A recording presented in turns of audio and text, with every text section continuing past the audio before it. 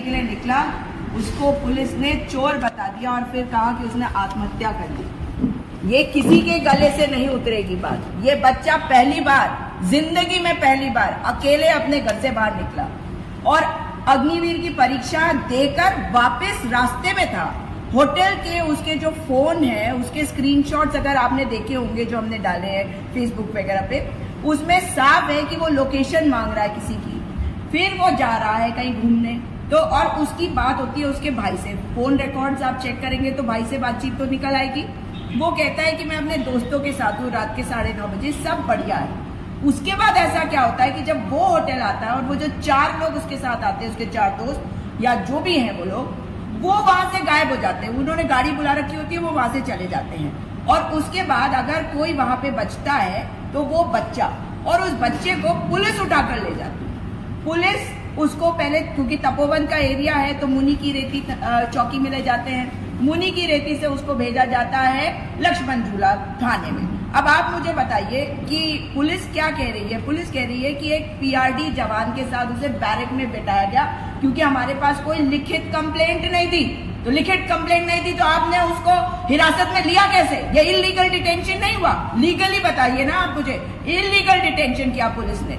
उसके बाद जो बातें, कितनी झूठी बातें एसएसपी महोदय बता रहे हैं, उनकी रिपोर्ट पे तो डीजीपी महोदय ने खुद विश्वास नहीं किया, आप लोगों के सामने है। तभी तो डीआईजी को कहा कि भैया इसमें दोबारा से इन्वेस्टिगेशन करो। मगर 22 अगस्त से आज हो गए हैं 4 अक्टूबर, सो रही थी पुलिस। बॉडी की पुलिस एक बाइट डालती है, अपने एक स्टेटमेंट है एसएसपी चौहान का, और उसके ऊपर लिखती है कि कोई भ्रामक खबर इस विषय में ना डाले। तो तुम सो रहे थे इतने दिन से, अब तक क्यों नहीं बताया जनता को कि कहां गया वो बच्चा? क्योंकि एक गरीब परिवार का बच्चा है तो उसको मौत के मुंह में धकेल दिया। पुलिस क्या कहती है? शर्म नहीं आती उनको? वो कहते हैं कि ये बच्चा सीसीटीवी फुटेज में दिखाई देता है दौड़ते हुए, उसके पीछे पुलिस दौड़ते हुए दिखाई देता है। यही है विरोधाभास। जब वो बच्चा पीआरडी जवान के साथ बैठा था, अकेले दौड़ा होगा तो पीछे पुलिस एक इकलौती होमगार्ड दौड़ेगा ना, तो इतनी सारी पुलिस क्यों दौड़ते हुए दिखाई दे रही है? यानी कि आप टॉर्चर कर रहे थे। वो बच्चा कह रहा था मुझे छोड़ दो, मेरे को मत मारो, मत पीटो, यही तो हो रहा होगा।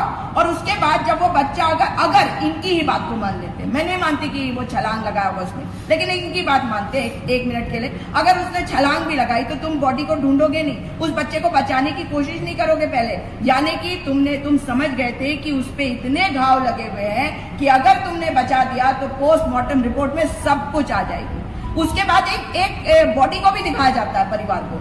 अब कौन सी बॉडी? आप खुद आपके सामने है कि एसएसपी महोदय ने कहा है कि बॉडी रिकवर नहीं हुई। आपको भी पता है कि अगर आप लोगों ने इस मुद्दे को नहीं उठाया होता अंकिता भंडारी के, तो उसकी बॉडी भी नहीं मिलती ना। कैसे मिल गई थी उसकी बॉडी?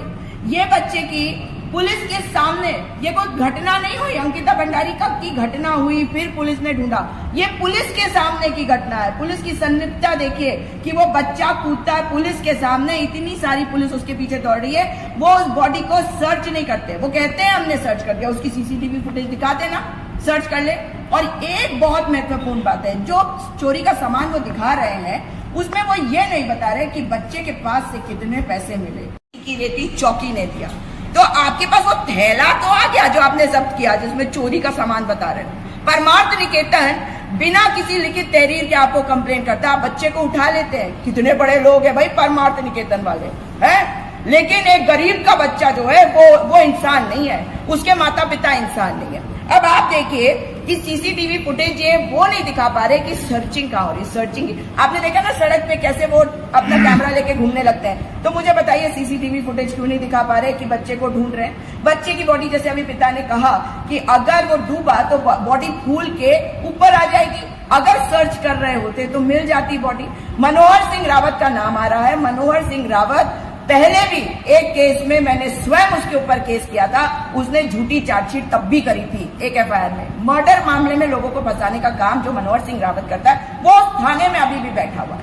अगर उस एसओ को हटाया गया है तो आप मुझे बताइए वहां से एविडेंस मिलेगा। हमारे पहाड़ के अपने लोग भी वहां पे होंगे, एसआई होंगे, कांस्टेबल होंगे, उनके दिल में तो हो सकता है कि दर्द हो। अगर सबको हटाया जाए, उनसे सही तरीके से एक एक्सटर्नल एजेंसी पूछताछ करे, तो अवश्य मुझे विश्वास है अपने उत्तराखंड के बच्चों के ऊपर कि वो जरूर बताएंगे कि बच्चे के साथ क्या हुआ। क्योंकि केदार भंडारी केवल इनका बेटा नहीं, केदार भंडारी आप सबका, हम सबका बेटा है।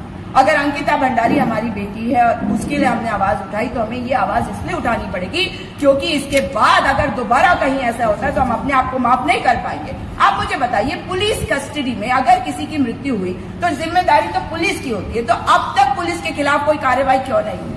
क्योंकि अब सोशल मीडिया पे इस बात को उठाया गया और मैंने इसको क्योंकि हर जगह पे डाल दिया है, तो अब पुलिस जो है एक्शन में आ रही है।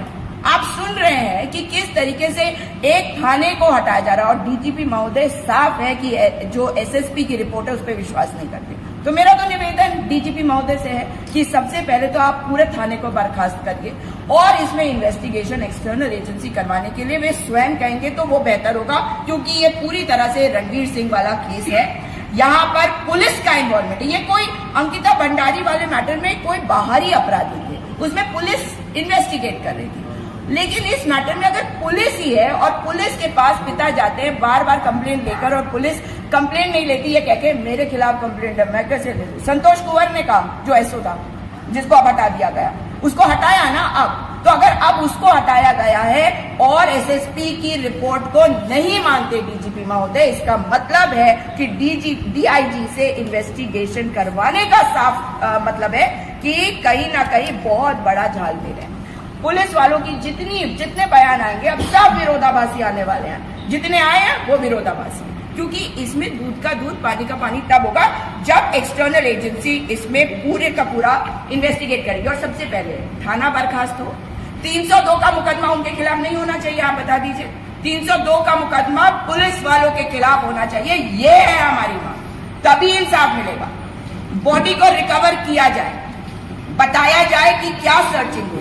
पुलिस वालों ने यहां तक कहा, जब पिता ने कहा कि सर्चिंग कर रहे हैं, मुझे बताइए कि कहां करना है, तो इन्होंने कहा वो बराज के उधर जहां पे भी उन्होंने कहा ये वहां है, कहीं कोई सर्चिंग नहीं हो रही। किसी की भी फोटो खींच के बता दो कि सर्चिंग हो रही है, मान तो नहीं जाएंगे।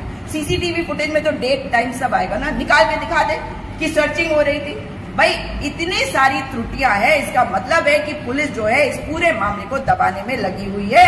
एक पिता को, एक माँ को जो गरीब परिवार से, गांव से है, जो उस गांव से कभी निकलते नहीं, उनकी कोशिश रहती है हम ना निकले, मगर अपने बच्चों को तैयारी करा रहे अग्निवीर बनाने की, पुलिस वाला बनाने की। लेकिन अगर ऐसा हो जा रहा है तो कौन से माता पिता अपने बेटे को, अपने बच्चे को अपने घर से बाहर भेजेंगे?